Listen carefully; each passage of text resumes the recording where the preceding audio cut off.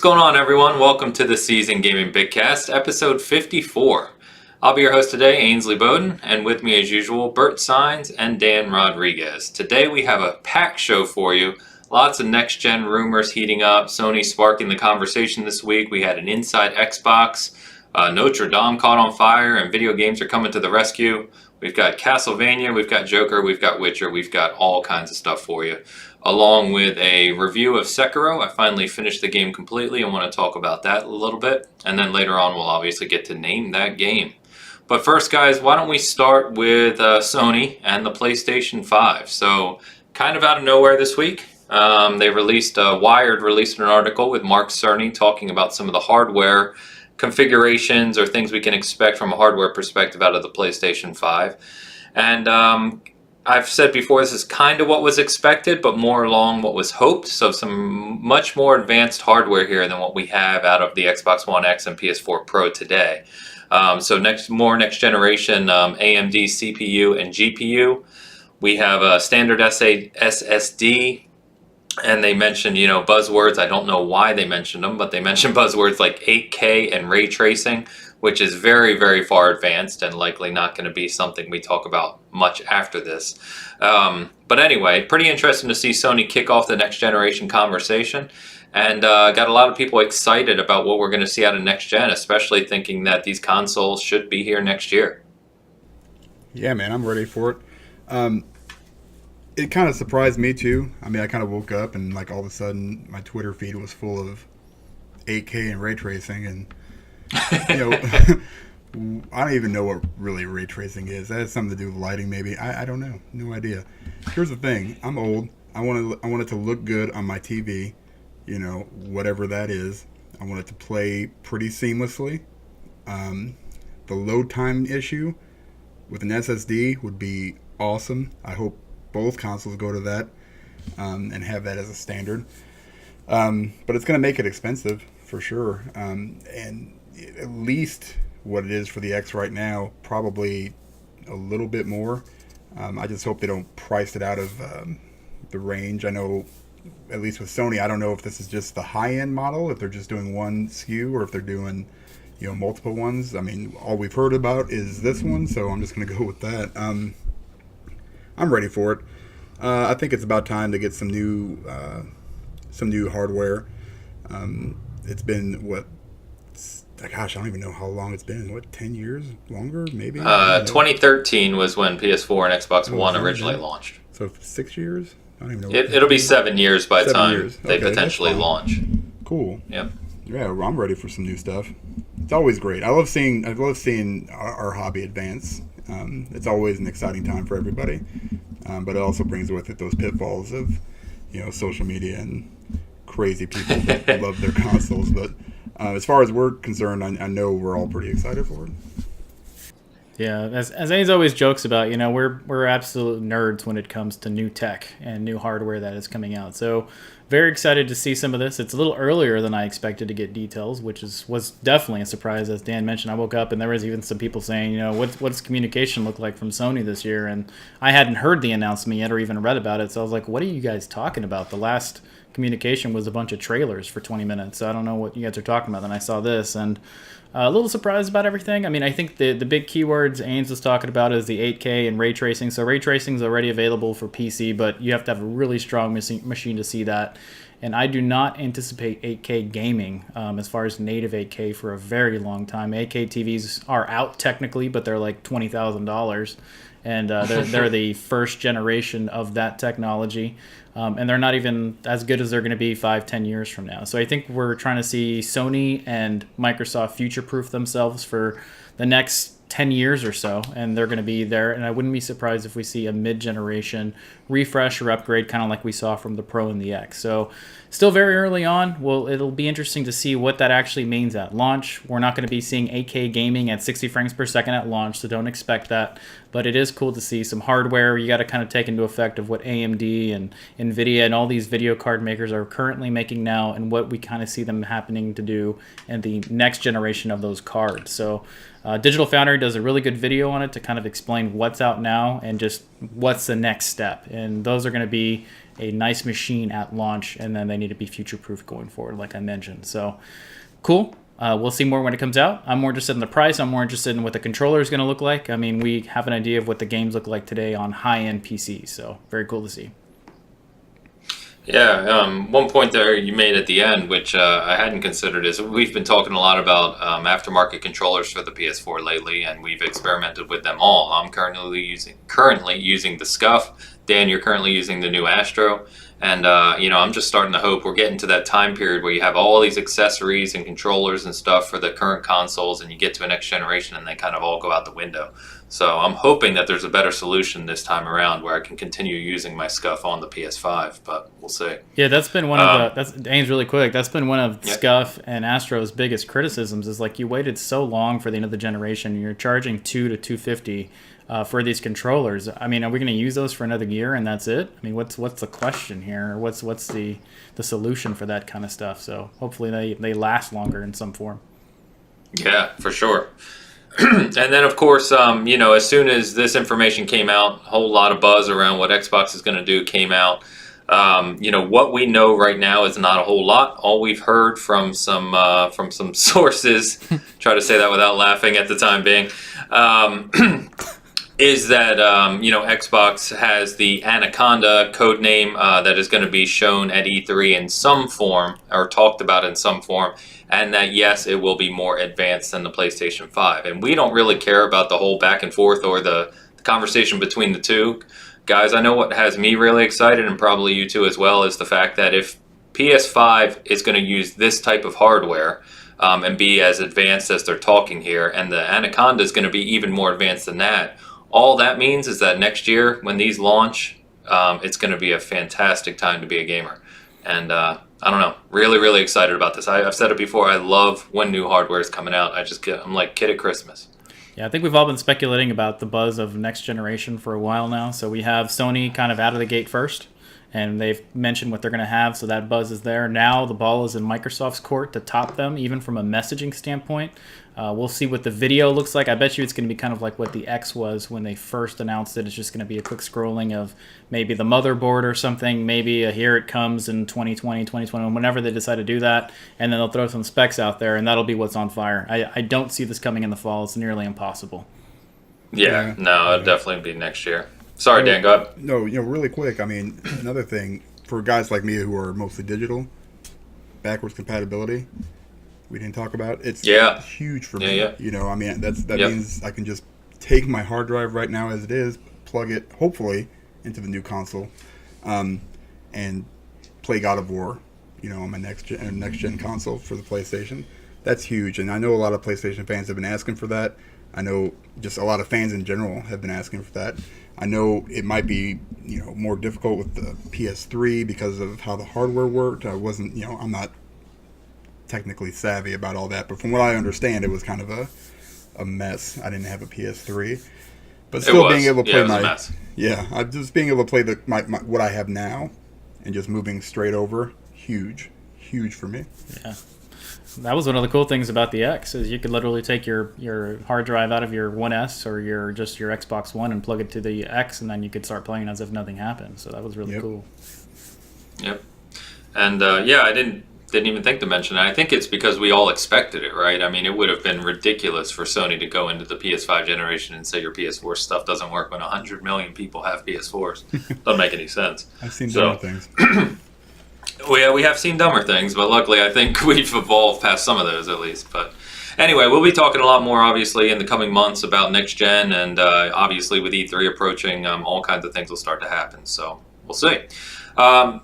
This week we also had an Inside Xbox. No real big announcements here, but I figured we'd just touch on a few things, guys. So we did get the final kind of confirmation of the all-digital Xbox One S. Comes out May 7th. And it's gotten quite a bit of flack for a couple of reasons. One, the standard retail price is $249, which is higher than I think a lot of people thought it should be. They were thinking more $199. On top of that, it really is just an S with the disk drive removed, quite literally. It's the same casing, the internals are the same. And so people are just thinking, why would you buy this when you can really, like Dan said, he's 100% digital now. This just seems like it didn't really hit the mark. They also unveiled a Xbox Game Pass Ultimate, which includes the Gold subscription and your Game Pass subscription into one fee for $14.99 a month. Again, a little surprised by this one. I expected that if you were going to offer this in a monthly combined or an annual thing, it would have been a little cheaper. Really, this just takes both subscriptions and makes it one instead of two. You know, you're not really saving anything. Couple good things, though, is that Rod Ferguson was on, head of the Coalition, talking about Gears and all the things going on with that franchise, and he let loose that Gears 5 multiplayer, one thing that Bert and I love and have played for years and years and years, will be shown on June 14th. So keep in mind that's directly after the week of E3 with their E-League. I'm sorry? That's an important date. I'm missing something. That's my birthday. Oh, it's your birthday. That's right. Oh, yeah. That's right. I forgot I called Rod and told him to put Gears 5 multiplayer on your birthday. It slipped my mind. Have a Bert skin, actually, in the game. They already had one called the Luchador in Gears 4. I don't know if you saw it. I do have a lookalike in Call of Duty, so bring it on. He does have a lookalike in Call of Duty. This is true. But on that day, they're doing a pro tournament, the first ever tournament of Gears 5 on TBS. So that's going to be really cool. And then they also announced backwards compatibility. We were just talking about it. Expanded further in 3 new Splinter Cell games. Ninja Gaiden 2 or Gaiden 2 and Fable 2 and 3 were all added to backwards compatibility and Xbox One X Enhanced. So kind of let down on the Game Pass combo and digital Xbox, but really cool stuff on the game side. So what do you guys think about these things? So I want to mention really quick here. I think it's a good idea that they do have an all digital Xbox coming. I think people need to understand what MSRP means and what the actual retail price is going to be at stores. So keep in mind that the One S's MSRP is still $299. They have not dropped that price. And if you go to Best Buy, if you go to Amazon, depending what you're looking at from Amazon as far as like the seller, it will still show $299 and it'll show on sale for $250. Microsoft did also state that that means that it'll always be cheaper than the one with the disk drive. So do not be surprised if you start seeing the all-digital Xbox for $225, $199, whatever it is. And the thing that kind of upset me the most when it comes to social media is people were talking about Black Friday sales that they got last November for the One S and using that as a baseline for what the cost of an Xbox One S with the 4K drive in it is. And that's not what you should be doing. You need to look at MSRP. That's what Microsoft is supposed to do. What a retailer does is a whole nother story. That's up to them for what they want to sell it for. Cool to see that. My biggest letdown was not the price, but I was kind of hoping that they would have had a 1-year bundle of maybe the Game Pass and a massive hard drive, and then maybe sell it at $250 or something. And I'm thinking about like a 2 terabyte or even a 4 terabyte drive and go with that. I didn't really care about those 3 titles. You can get those for like $5 in some places. Sometimes they're a little bit more.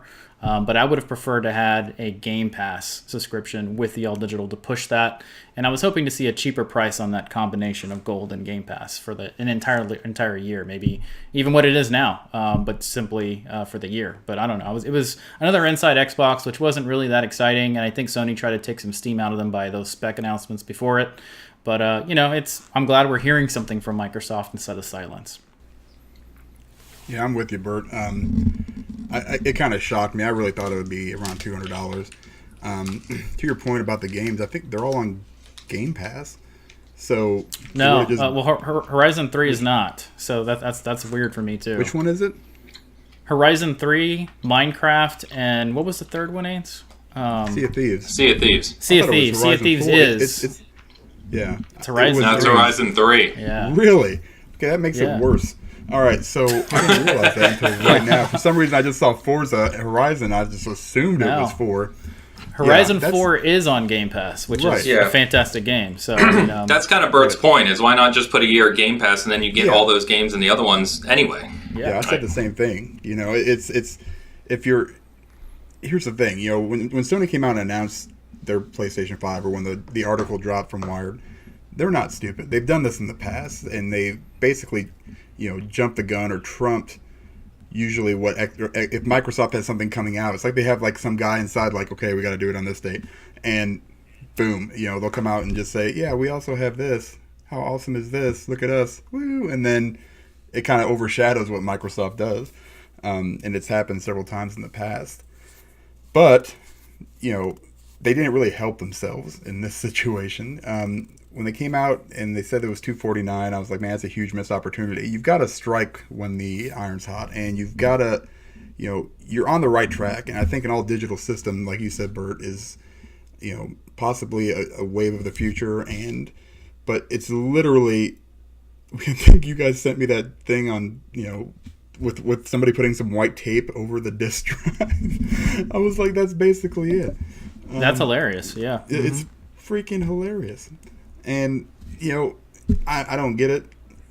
I would have jumped at one, like if they sold an X, say, and like you said, with a bigger hard drive. I mean, I don't understand how this whole thing works. If you're going to keep it the same price, increase the size of the hard drive then. Not that, disk drives are very much, or like $10 probably. You can probably get one for. I don't know. But it plays 4K, so maybe a little bit more. I don't know how much the drives are. So they're about crazy. $25 to $50 depending on obviously much. You probably get it cheaper, but that's the discount, the $50 off. So that's what they took into consideration. Yeah.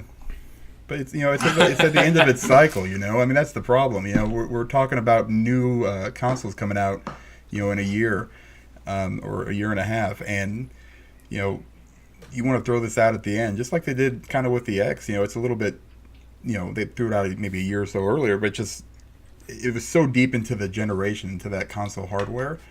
I of course jumped on it, and I'm sure we all did actually, but we're always pushing that next envelope. We want the next best thing. It's just kind of gamers we are, but not everybody's like that. And I think they could have got a lot more people into their ecosystem, dropping that price $50, because they're not making money on this stuff. They've said it before, where they're not making a whole lot of money on the hardware end. It's in their services. It's in the Game Pass. Give them 6 months even, and just kind of throw the cheese out there and get them in there, and for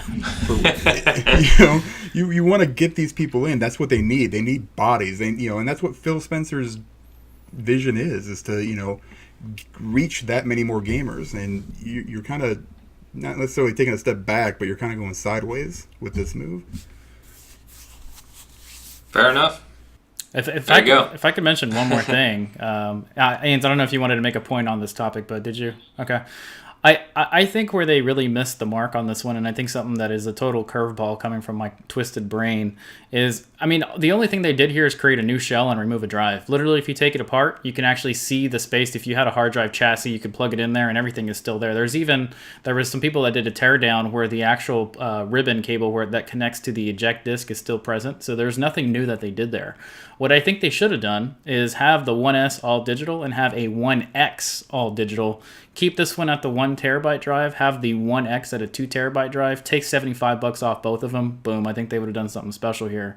I think with being in this part of the generation and being so far behind in a console sales point of view, you need to throw something crazy in there for people to jump into it. And as Dan's a perfect example of this, he's all digital. Can you imagine having $75 off MSRP on the 1X with all digital? I think you get a lot more people in there that'll have their hands on the X, that can look at the hardware and be like, wow, Microsoft has done something special here, instead of just continuing to ride what they have. The 1S is at a huge disadvantage from a hardware perspective with games these days. And for people that are on the fence between either a PC or a PS4, they're going to buy PS4 at this point because of where we are in this generation. The 1S is still pushing 900p for some games, and even below that. So I think having that 1X would have been a lot better of an option there. But I'm not Microsoft. I'm not the expert here. I'm just a person with a crazy opinion. You know what, real quick? And we talk about backwards compatibility, and that's going to keep more people in that ecosystem over at Sony too, right? When they get that new or the new console out, there's no reason for them to jump ship. Unless you can throw out, exclusive games. We're not even going to have that conversation. But, you've got to get them in now and before you make that next move. And I think they missed that one. I totally agree with you, Bert. I got nothing to add here, guys. You covered pretty much every angle of it. So, and I agree with 95% of it. So, I think you guys nailed it, and let us know what you think if you have a different opinion. Otherwise, we're moving on to Ubisoft. Ubisoft, everyone obviously has seen the kind of, I won't say tragedy, right? But the bad, sad news of Notre Dame and burning down, and a lot of it needing restoration over the next several years probably. Ubisoft is not only donating nearly 600 million euros, which is a crazy amount of money, obviously, but a few years ago when they made Assassin's Creed Unity, they actually took very detailed scans of Notre Dame, and did all of this 3D modeling of it, and that may actually come in handy to help rebuild it. So kind of really cool news here, guys, to think that video games are getting so detailed nowadays and realistic creations that it can help rebuild something that was they didn't have the blueprints for originally. That's so awesome. I mean, just every aspect of that whole story is actually just feel good. You know what I mean? Especially when you see something like this happen, this national landmark. I remember I was watching it live. Actually, my wife was in the hospital, and I was sitting there on my phone, and I was just like, and I told her, I said, "Hey, Notre Dame's burning down." I said, "I can't believe this is happening." And just to see Ubisoft jump in there, as well as, I mean, they raised some crazy amount of money, just in a very, very short amount of time, not just from them. Ubisoft has, become one of my favorite publishers out there, and this just kind of pushes it even farther. That's amazing for them to do. Yeah, amazing for them to do. Great company to do something like that. You could also, if you're a PC player, you can also get Unity for free right now on the Uplay store.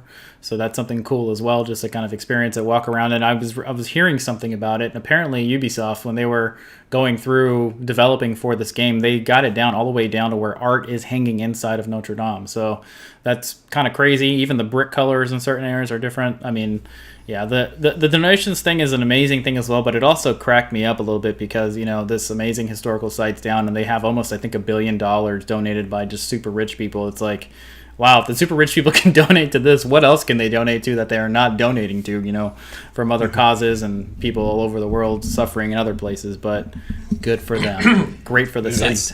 Come burn down my house. It's yeah, it's funny you mentioned that, Bert, because I was actually going to bring that up, and that I saw someone post something very similar, in that, it's amazing that in 48 hours we can get €1 billion donated to fix Notre Dame, whereas, you have all these other major world issues that could be solved with €1 billion, In 2 seconds.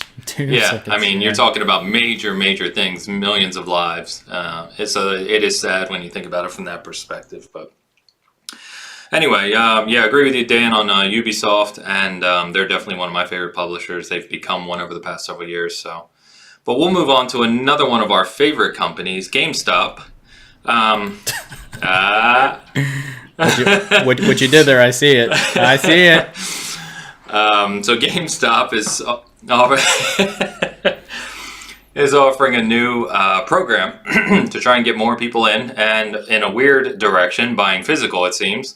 So opposite of market trends, go GameStop, in a guaranteed to love it program. So this is a program where you go in, you buy a new game that's part of the program, and you have 48 hours after release of buying the game to where you can bring it back if you don't like it, and they will give you full value for it in trade-in credit. So you can't return it, but you get, your $60 or whatever back in trade-in credit. And the first game to be part of this program is Days Gone, which launches, as of this recording, next Friday.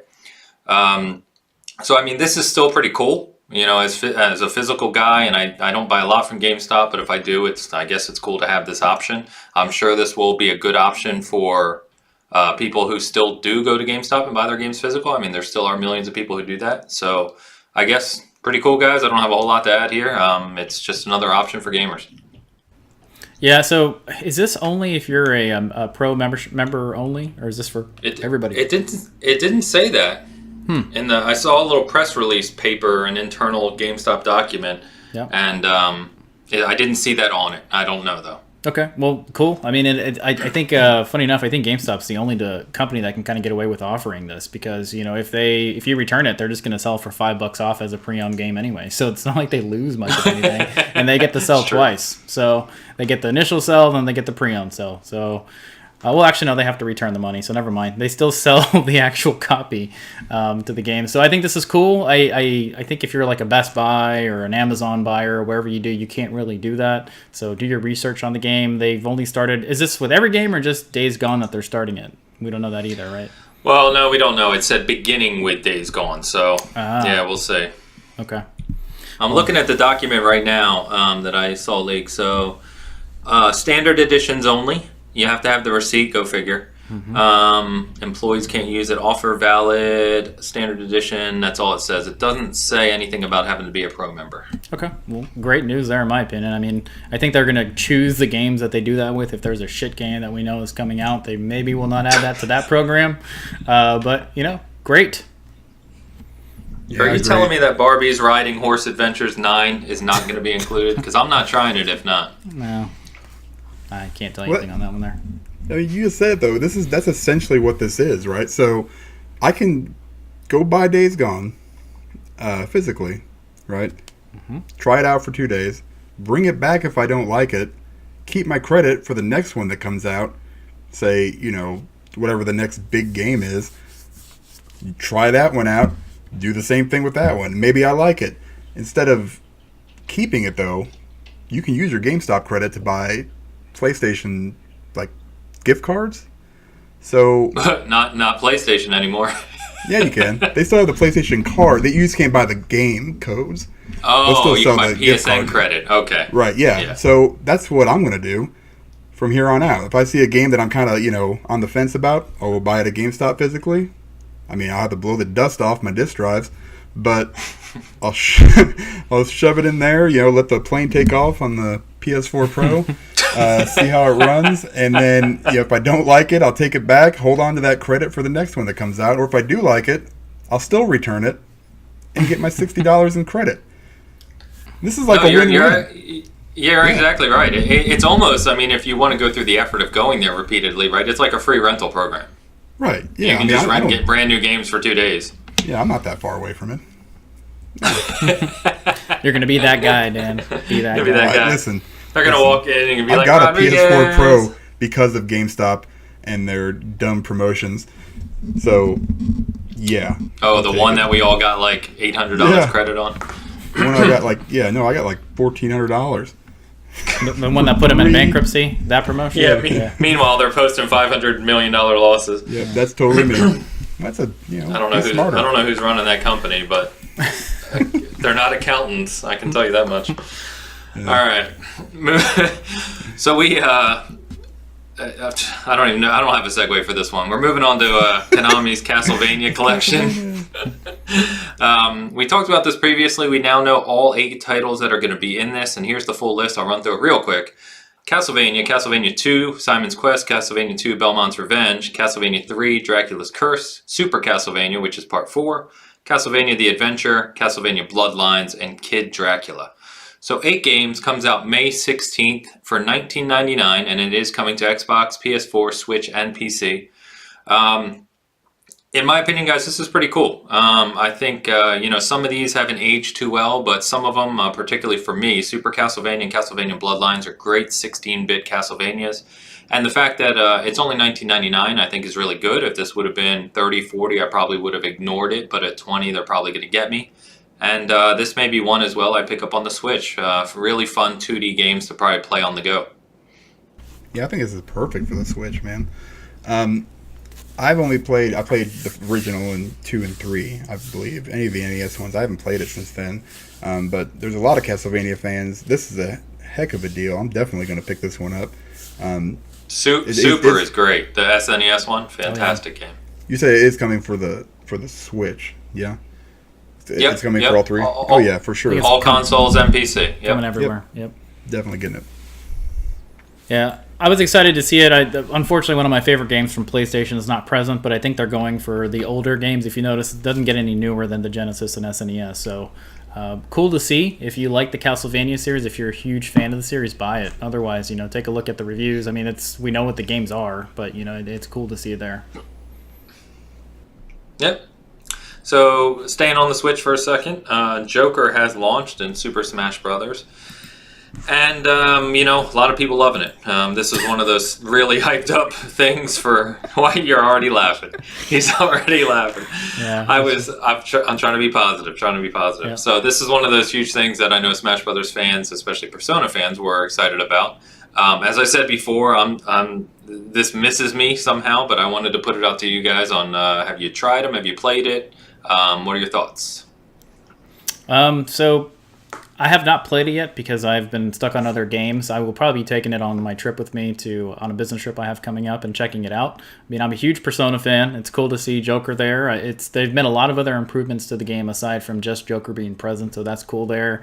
He comes with a stage as well. They've added spirits in the game for you to get from the Persona series as well. And I was surprised at how deep of a character he is because you can use the personas that he summons, and he's got a lot of special moves that is very loyal to the game as well. So very excited to see it. I have not played it, so I can't comment too much on it, but it's super detailed and stuff that's coming out. Check out our site if you want to see the video and everything else they've done to the game too. It's Joker. So there's that. I don't know, man. Listen, I haven't played since like almost launch, and I let my kids love it, so they've been playing the crap out of it. I came back to it about 2 or 3 weeks ago, and I had almost every single character unlocked. I was like, what is happening? All right, now I can play a little bit more. But I mean, this is great for Persona 5 fans or Persona fans, and I'd love to see some still want to see Banjo. Be awesome to see like some kind of rendered like Master Chief, or I will take anything at this point. It'd be nice to any more characters you can put in there, better. Except for Piranha Plant, he can suck it. I don't think they do Chief, but if they do Banjo, like some of the rumors were, I'd actually pick the game up. I think I said that before. Yep. Lastly, closing us out here. So Netflix Witcher series, a series that we're all very hyped for. Well, I don't know why I'm speaking for you guys. I'm very hyped for. Was announced by Netflix's CCO that is coming this fall. So not long off now. Likely September, October. So really, really pumped for this. And they released a new image of, why is his name? Henry Cavill. Henry Cavill, thank you. In the makeup with the white hair, and it looks pretty solid. So pumped for this one.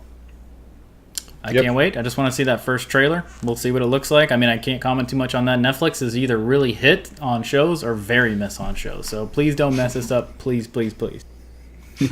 I will second that, basically. I'm ready for it. All right. Got a couple rumors that came out. So first is Ninja Theory, Hellblade creators. Their new title, from what has been rumored just this week, is actually a title that has been bouncing around the studio internally for going on 5 years now. And some details about it are that it's story focused, but it's a 4-player co-op game. It focuses a lot on melee combat and has to do with an invasion of Earth. So almost like a sci-fi thing where you will go to 6 unique locations or worlds and you'll fight on multiple levels in each of them. With a level being somewhere in the range of 90 minutes long, with a boss fight at the end. And it's being coded in Unreal Engine 4. That's about all that's been leaked so far. The reason I bring this up as something just completely not completely to be dismissed is a couple of the guys on Twitter, such as Jess Corden and others, commented that this is pretty accurate to the mark of what they've heard as well, and that we may see this at E3. So kind of interesting here when you think about Ninja Theory and the success of Hellblade and how critically acclaimed that game was. I know we all loved it. Kind of strange that their first game afterwards, as part of Microsoft Studios or Xbox Studios now, would be a 4-player co-op game based on melee combat. It seems a little odd, but interested to see what this may become. Yeah, I guess I'll go. All right, here we go. Yeah, I just hope it's not For Honor, basically. I tried that game and it wasn't bad. I could not get into it. I didn't even try the single player stuff, and I was just like, man, this is rough. I just don't want it to be something crazy like that. But it sounds cool. I mean, I love co-op games. I just hope, for me, it's going to come down to the gameplay mechanics and, just how it controls and Hellblade was awesome. I mean, it was one of my favorite games this gen. So I'm putting my trust in Ninja Theory. I mean, they've done it. It's been 6 years. They've been working on it. 5 years. They said 6 years. One by the time it launches next year is the room. By the time it launches. Okay. Yeah, that's crazy. So I mean, it should be, pretty fleshed out, I would think, by now. So I'm interested to see what it is. It sounds cool, I guess. Could this be the sequel to Kung Fu Chaos? Stop it. Do not get me excited. Stop getting me excited. No, I think it's... Been waiting for 20 years. It's 4-player, 4-player split screen, I guess. Well, actually, it wasn't split screen. It was all on one screen. All on one screen, because you had the director in the top. Remember shouting at you the whole time. I've been burned with rumors like crazy in the last couple of years. I hope there's some validity to this. As you mentioned, some of the insiders have said that this is pretty close to what it's going to be. I really want to see what Ninja Theory brings to the table. As we know, they're amazing at telling stories. I've never really looked at Ninja Theory and been like, wow, this is the gameplay that needs to be there. So I'm not too concerned about gameplay. I more want to see what their product and the stuff that they've been working on for a while. I was hoping for an Enslaved 2. But that looks like it's not going to be that. We'll see what happens. I'm excited either way to see anything from this new developer. Yeah, me too. Funny thing, I don't know if you guys played it. I know I've talked about it briefly before, but what this sounds most like is Warhammer Vermintide. That is a game based around melee combat. It's 4-player co-op. It's story-driven. There's multiple locations with levels in each of them that take 60 to 90 minutes each, and there's a boss fight at the end. So really kind of strange that this all... lined up in that same vein. And that's a fun game, but not really what I expect to see out of Ninja Theory. So I don't know. We'll see. And then just today, as of this recording anyway, Brad Sams, a guy who talks a lot about Microsoft stuff frequently, has mentioned that 343 is working on some variation, not what you would see out of Fortnite or Apex, but some variation on the Battle Royale formula. In Halo Infinite, and that there is possible or likely that we will see a new trailer of Halo Infinite at E3 that will kind of point this out a little bit. And so I think we all expect that we'll see Halo Infinite at E3. I mean, that's almost a given, but it would be kind of interesting if they highlight some of this new multiplayer mode. I'm really interested in this. I know a lot of hardcore Halo fans. I'm kind of part of that community, and I read a lot of that stuff. A lot of them do not want Battle Royale. But at the same time, I think it's such a good game mode if it was done right, and if they implement it, I would say properly, correctly, whatever word, and really put some thought into it and some new dynamics. I think it could be really good. Halo has that base already with all the different weaponry and the vehicles and the huge landscapes. It's already kind of set up for it. You just got to add some new wrinkles. So we'll see what they bring. Yeah, I just want to see what it is as well. I mean, we're speculating at best here. There's a lot of rumors that come out from it. The Microsoft team and 343 hopefully are doing something good with this. I don't want to see just another basic Battle Royale come out. Maybe something closer to like what Firestorm kind of brought to the table, which was definitely different. But I think it'd be cool to see, Spartans running around, or, ODST folks that you start out with and you could call in a Spartan or something. That'd be really cool. The world is there for it. I just want something unique and not just a recycled Battle Royale mode. Think about Battle Royale games, so I mean, even if it is Halo, I was gonna say your Battle Royale, Halo multiplayer, not really your thing, Dan. Literally, yeah, going in the complete opposite direction. All right, so we'll move on to what we're currently playing then, guys. I'll go last because I'm gonna kind of give our review discussion of Sekiro after that, but let's hear from you guys. Dan, what have you been playing? Mostly Division 2. I'm slowing down a little bit. I've been kind of shifting over more to MLB 19. Got traded to the damn Yankees last night. I saw you got traded last night. It was on ESPN The Ocho last night. I was doing good. I wasn't doing bad. I mean, I was doing pretty good. I think I was like 3-1. I had just gotten called up to the Cubs, who are my favorite team. Been a Cubs fan since I was a baby. And so I was like, man, it was super surreal. I was like, okay, I don't know why I'm so into this. It's almost like a weird RPG kind of thing. I was like, man, I'm pitching at Wrigley Field. This is so cool.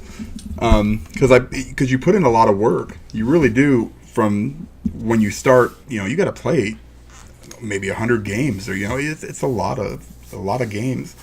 So when I got there, I played like 5 games, And then they called me in the office. He's like, yeah, we're trading to the Yankees. I'm like, who the hell do you guys think you are? Do you know who I am? I mean, gee, man, I just pitched a damn near perfect game. I gave up a 1 hit, 9 innings. And this is what you're doing. This is making sense. Yankees have that. They have that checkbook. They just put out their deep pockets and bought you. Yep. Yeah, screw the Yankees, man. I don't even know if I'm going to keep going. Other than that, I played a little bit of The Messenger, which is basically Ninja Gaiden, and it's super fun. Nice little 8-bit throwback, side-scrolling, fantastic game. I'm loving it. I'm kind of stuck at a boss fight. I really thought it'd be harder than it was. I mean, it's hard at times, but I'm stuck right now, so it's definitely getting harder. But it's super fun. It's a nice little quick game that I heard a lot about, that I really wanted to try out, and I really enjoying it. And I played a little bit. What platform are you playing that on? Oh, that's on the Switch.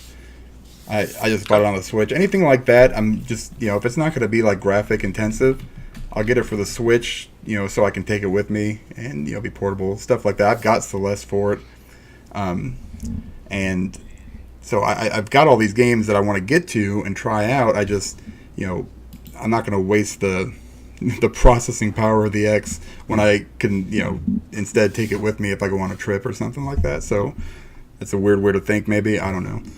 No, that's smart. Just weird head. I think a lot of people do that. Yeah. And then I played a little bit of the insider stuff for Sea of Thieves. The Tall Tales. Started without us, didn't you? Well, I tried to get you to come on last night. You're like, I'm too tired. So I was tired. I don't want to hear it. So I played a little bit. I didn't get too much into it. I think what they're doing, from what I can see, is they're kind of, there's several parts to the whole thing. It's a very big, spanning. Yeah, I think adventure. there's nine quests or missions or Right. whatever. So I think they're just doing like one at a time and kind of working through the bugs on each one. And you're supposed to, provide your feedback and stuff. It's definitely, Sea of Thieves, and I forgot how awesome that game looked. How much fun it is just to mess around. I basically played, for an hour or two, and it's tough too. I mean, it's a lot more riddles, and it's not very, it doesn't hold your hand by any means as far as where you're supposed to go and stuff. You kind of have to figure all that stuff out. I want to get on there with you guys and try some of that out. I'm down. So I have been in a weird gaming, slump with games to play. You think there's a ton to play out there, but a lot of the big games for me are just not for me. So I've gone into the backlog. I started Ghost Recon Wildlands, and I tried that game a few times, didn't care for it. Maybe I just wasn't in that mode or something, but I really enjoy it now. I'm about 25 hours into it now, and it's starting to get into that Ubisoft weird grind mode where it's the same thing over and over and over, just different locations. It happens in Assassin's Creed, it happens in Division, it happens in Advanced Warfare games. I mean, it's all kind of there, and I'm at that mode now. And the game seems to be just massive. I actually went to go look to see how long it takes to beat the game, and they said if you just literally shoot through it with the main missions and nothing side, you're looking at around 25 to 30 hours. If you're a completionist, you're somewhere in the 80-hour mark, and it feels a lot like Odyssey felt, where there's just a lot of places with filler content, and you have to kind of just do that over and over. So I'm playing that, and I'm switching between that and Persona. So I told myself I'm going to focus on these two. The unfortunate thing is they're both like 80, 90-hour games. So unfortunately with Persona, you can't really get in there and do something for 10 minutes. There's a little longer in between save points. So with Ghost Recon, I can get in there, do a few little things, and it auto-saves, and it's multiplayer. It's actually a really great game. I wish I played more of it when it first came out and there was a bigger community, but there's still a ton of people playing it, so there's no lack of multiplayer in that game. So I really enjoy it. If you haven't played it, check it out. Nice. So I finally finished Sekiro, and we'll talk about that in a minute. I picked up The Witcher Tales Thronebreaker. I think I mentioned that last week. I just bought it, if I recall, last time we spoke. But I've played it for a couple hours this week, and really like it. It's interesting. It feels like one of those old PC RPGs, like isometric, where you walk around and you read conversations and you upgrade stuff. And then the combat is done through Gwent.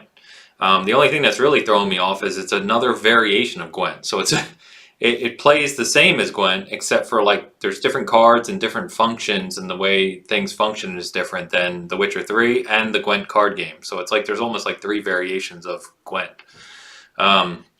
But the art style is beautiful, and I'm just enjoying it. It's got that really solid soundtrack, from Witcher 3. It's got some of the shared songs, and the writing's really good. So anyway, still playing some Division 2. We've talked ad nauseum about that, so I won't stay on it. And then I got invited to play the Gears Pop mobile game. So I've been playing that. I've actually put a little bit of time in it just to see what it's like. And if you're kind of wondering, it's very like a tower defense, except for it's like a versus game. So you're playing one-on-one. It match makes you against another real person, unless they're bots. They seem like real people. And you have like a group of locust or cog that you can pull from, and you put them out in the field, and they have to advance and destroy the other towers on the other side.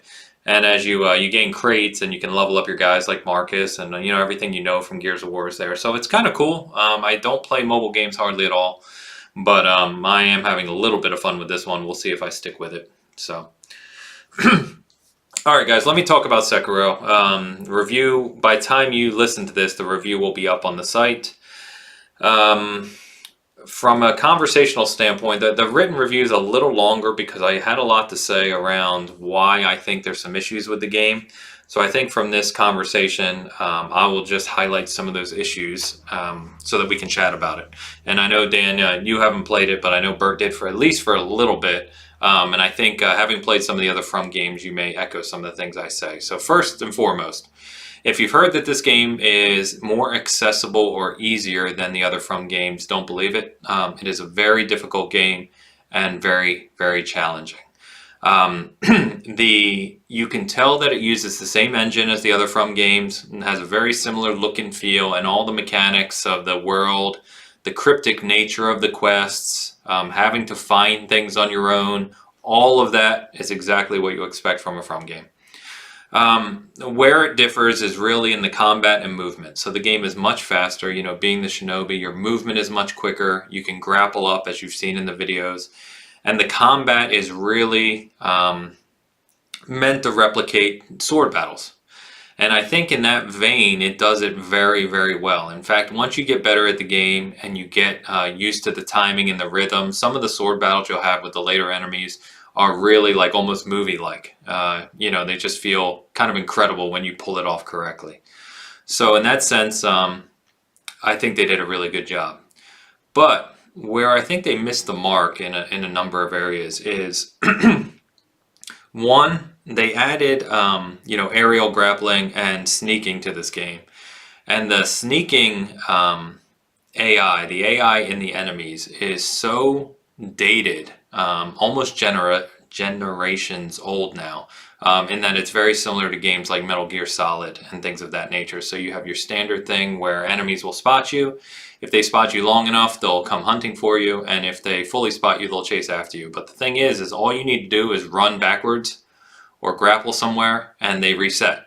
And they'll wander right back to their standard location, almost stand in the exact same spot, and then you can just start over again, and you can sneak attack them. In fact, I even kind of played around with it just because I'm interested in this sort of thing, and I even had some mini bosses where I would tether them, I would pull them way out of their location, and they would reach like an invisible wall to where they would step to a spot, and then they wouldn't go any further, and they would almost like robots start backing up, just walking backwards. Without any awareness to where I was. So I could literally then just walk behind them and smack them a bunch of times. So kind of bizarre. I think some of that programming might have been like a new thing for From, and compared to some modern games, it's very poor. Especially when you play games like The Division 2, where those AI will put pressure on you nonstop. I mean, they're all over you. Another thing that I think, real quick, guys, I don't want to spend too much time on this because I said it all in most of my written review, and then you guys can ask me some questions. But where I think it really took a step backwards is there's no character building in this game, in the sense of, you play as Wolf, Sekiro, and you have his sword, so there's no additional weapons, there's no additional armor, there's no stat points. The only thing you have are vitality, posture, and attack power. And the only way to increase any of those three things, to increase your attack power, you have to kill major bosses. And to increase your vitality and posture, you have to kill minor bosses. And the problem is, as maybe Bert will allude to here, is that if you're struggling with this game, if you're one of those people that's not huge into From games and you're struggling from a challenge perspective, in the other From games, you could farm the easy enemies and gain experience and then level up your weapons, level up your character, and eventually get strong enough to where you could easily overcome the next set of enemies. In this game, you can't do that because the XP you get from killing enemies is for skill points, and all skill points do in this game are unlock new moves or passive abilities. They don't actually increase your strength or your health. And so what that means is you can run up to a mini boss, and if you get stuck on that mini boss or a couple mini bosses, you're stuck. There's no outlet for you to get stronger to overcome it. And I think that's really a step backwards and a gap in the game's design. So, like I said, guys, I'll let you interject here. I've been talking for a while. I don't want to go on too long. I'm going to give the game a superb rating on our scale, which is around an 8. I know from a Metacritic perspective, this game is way up there in like the 92, 93 range. I think that is, I don't think the game deserves it. I think it has too many gaps. And I think also one last point is that the environment design is not as good, not even close to Bloodborne. Bloodborne is incredible, but I don't think it's as good as Souls 3 either. There's just, the environments are not nearly as varied, and you don't feel as, it's not as fun to explore. There's not the same sense of discovery as there were in those games. So in many ways, I think it's a step backwards for From. Yeah, so I guess I'll go first, Ains. I mean, to your point, Bloodborne and the Souls games, the world you play in is almost a character of itself, and you kind of see things. I mean, are you kind of saying that this game doesn't have that? Like I said, I'm only about 5 hours into it. This is like your generic Japanese background. It feels like it. There's a lot of those Japanese. They do a great job with the style, right? There's some beautiful vistas. There's some really well done style. But as you explore through the game, you come across an abandoned dungeon, and you come across some caves, and then you eventually go to Fountainhead Palace, which is probably the most beautiful place in the game, but many won't see it because it's near the end, which we might touch on. But yeah, I actually started watching because I was questioning myself, and I started watching a Let's Play series that I love of Bloodborne again. And as I'm watching it this week, while I'm writing the review, I'm just watching that, and I'm like, oh my god, man, Bloodborne, it's just incredible, right? The architecture and the hidden paths and just everything about that game's design is incredible. And Sekiro just didn't even come close to matching that for me. And the other thing is with Bloodborne and Souls, because you're fighting creatures and all these sorts of various things, right? The enemy variety is huge. You're always facing, every corner has the potential for some new, different kind of cool enemy in those games. In Sekiro, you've got a very, very repetitive enemy counters. You've got these really basic guys. There's an archer, there's a swordsman, there's an axeman. And then you have the mini-bosses. And some of the mini-bosses, by the time you finish the game, there are several, well, I won't say several, but there's at least 3 or 4 mini-bosses that you will fight the same variation of 3 times. 2, maybe 3, if I'm remembering correctly, of the major bosses you fight twice. And there's only about 10 major boss fights in the game, and 2 of them are gimmick fights. So the variety is it's just not there. It doesn't give you that same sense of, like I said, discovery or exploration that that Souls 3 and Bloodborne did for me. Yeah, I've played 0 of these Souls games to any substantial extent. Did you get gooder as you played? So, yes, I did. Okay. I did get the timing down, and it takes a while. But again, it leads to another one of my complaints, which I didn't even touch on: be super fast. And Bert will, I think, echo this because we talked about it. Is that the game wants you to have sword combat, and by parrying and attacking and parrying and attacking, that's what the game's combat is based around. The problem is, in all the other games, you have iframes. Iframes are movement of your character where you're invincible. And so when you dodge in the From games, typically you can dodge, attacks and get around behind people, or, make them miss and then attack like a counterattack. In this game, it wants you to parry and it wants you to attack. And so what I found was, and like I said, I've gone through the entire game here, especially with some mini bosses and especially with some of the major bosses, they kind of remove the iframes and there's a lot of lock on by the enemies. So you, like, an enemy will swing at you, and you'll dodge, and you'll be 30 degrees to his right, and he'll spin and still hit you. We were joking about one of the ogres in the game. You know, you'll dodge almost nearly behind him, and he'll jump in midair and spin around and grab you. No, we have it on video. Yeah. Yeah, I have clip, and I have other clips which are just ridiculous stuff. Where like a guy will swing his sword in front of him, and I'll be behind him, and my guy will get knocked over and hurt. And that's just frustrating. That's not fun, right? That's not fun for the player that you've coded the game so that you've removed the iframes so that you have to play the game a certain way. And I comment on that in my review as well. Yeah, as you mentioned, I'll echo it, and I do. I mean, that was my biggest issue with Sekiro, is that you have to play it the way it forces you to play. You can't play it a different way, your own way. You can't throw variety in there. You have to beat certain people certain ways. That drove me insane. So it's shelved. It's in the backlog for 2035. And you know what I found most ironic about that is if you look on the box of the game, it actually says kill ingeniously. And it's like, well, you don't allow me to do that, so I guess I'll just have to play it the way you want me to play it. The only thing that adds variety really are the prosthetics. You get 10 prosthetics in the game. I unlocked all of them, used all of them. But really, other than 2 or 3, you don't have to use them. And really, on a lot of enemies, they don't do anything anyway. So, yeah, I won't keep going, guys. You can read my review. It'll be up on the site. But yeah, I think it's a good game. You know, I'm glad I played through it, but at the same time, I think it is being rated too highly, and people are overlooking the faults of the game because it's a From game, which is a whole nother conversation we'll do at some other point. All right, guys. Anything else from me on Sekiro? Nope. All right. Cool. Let's have some fun then. Name that game. And Dan, it is your turn, sir. All right. Bert, you want to go first? Or me go first? Go first since you're hosting. So. All right. Let's do it. I like it. All right, guys. In honor of last week, going with a slightly newer game, I'm going to do the same thing. I'm hoping you guys played this. It's, I played some of it. It's one of those games that I played and I've always wanted to get back to, but I can't now, and you'll understand why here in a second. So you're giving us free hints before we even start. Well, this is the hint.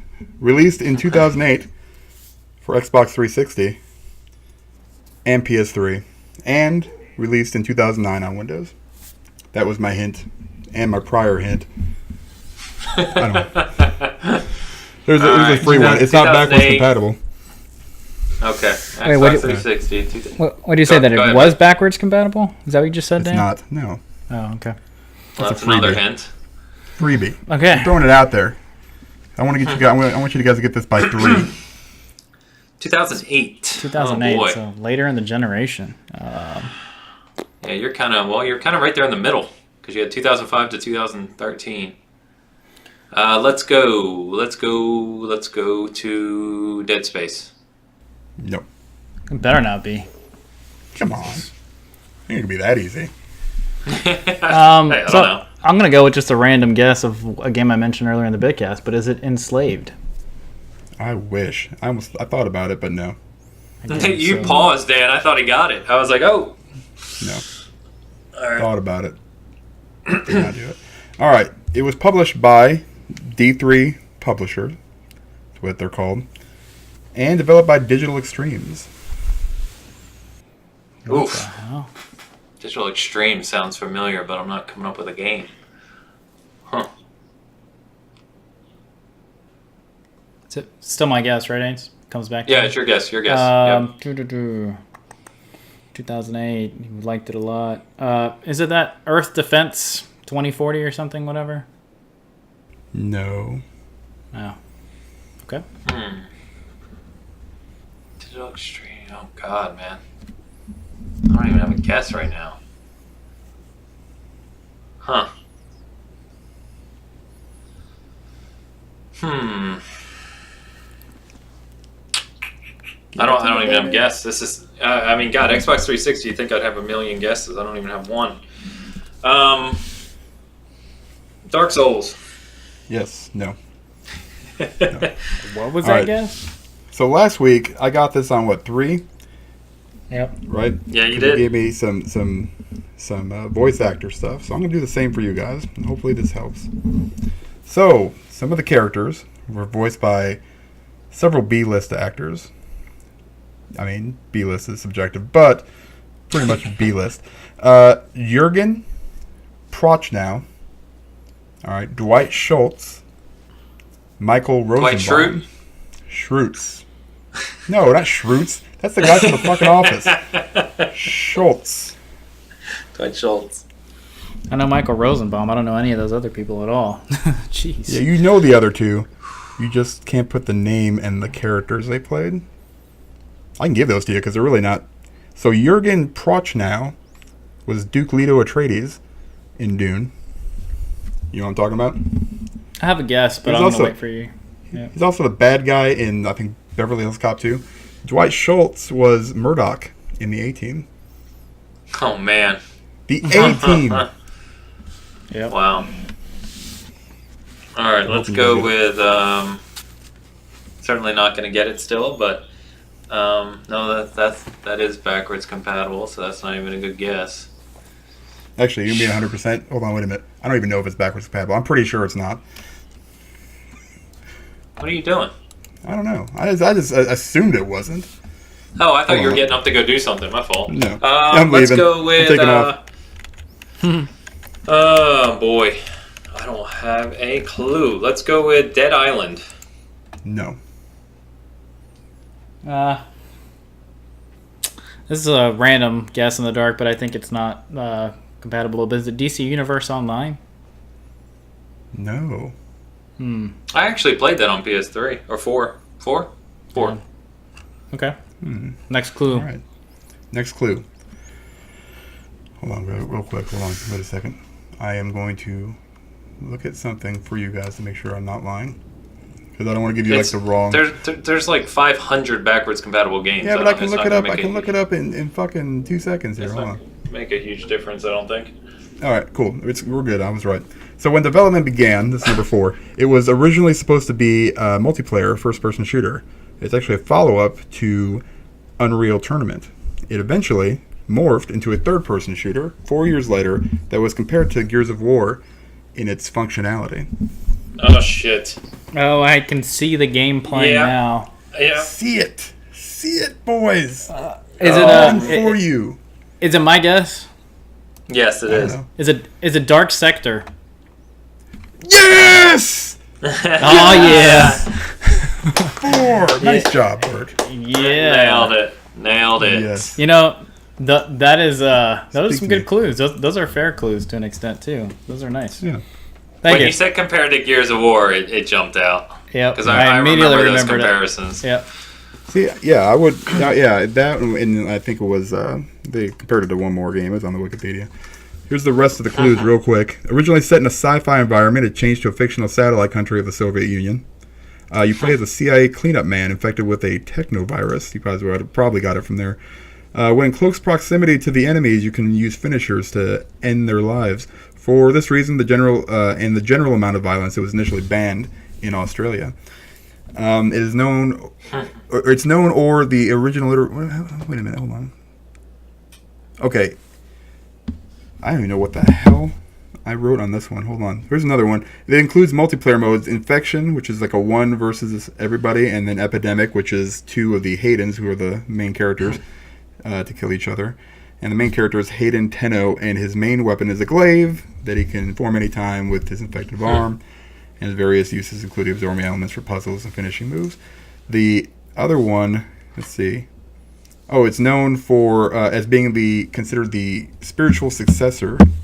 The original, when it was originally done in like 2000, spiritual successor to Warframe, also a digital extremes game. Wow. So, yeah. Pretty cool. Pretty cool. stuff. I actually Good job, never Bert. played it. I just knew it because I remember the comparisons to Gears. I played. I even tried the online mode, which was a horrible. little bit of it, and I really liked it, and I can't play it anymore because I have no 360. So it makes me sad. Well, there you go. All right, good job, Bert. And Bert takes the lead. I was just looking at our history here. Bert now has 6 correct guesses to our 5 each, Dan. So still close. Bert. No one's pulling ahead, but Bert takes the lead. Good, so, all right, good episode, guys. Episode 54 in the books. A few things coming up from us. So, Dan, last week, Dan, you got the new Astro. What's the number on it? A40 something. C40. Controller for the PlayStation 4, and he's going to be reviewing that for us, so look for that video this week, most likely midweek around Wednesday. We are taking a week off of backseat gaming. We had some family issues this week. We have some Easter and some other stuff going on, so we're taking a week off. Look for us to return to Little Nightmares next week. And like I said, you can read my full Sekiro review on the site. Otherwise, as always, thanks for tuning in, guys. Anything else before we head out? Yeah, I'm going to be doing a giveaway coming this week, so I'll probably put it up tomorrow, or I keep thinking today's Saturday, on Sunday, depending on when you're listening, but it will be for a Bionic Quickshot Kit for the Xbox One controller, so if you're interested in that, take a look at that. All you're going to need to do is follow Season Gaming on Twitter and follow me. That's all you have to do. Have it mailed out to you by Friday of next week is when that's ending, so it's going to be a quick 1-weeker. So nice. Get the word out. I win. Yep. Hope I win. I'm sure you do. I'm already following both, so I'm entered. Mm-hmm. Yep, me too.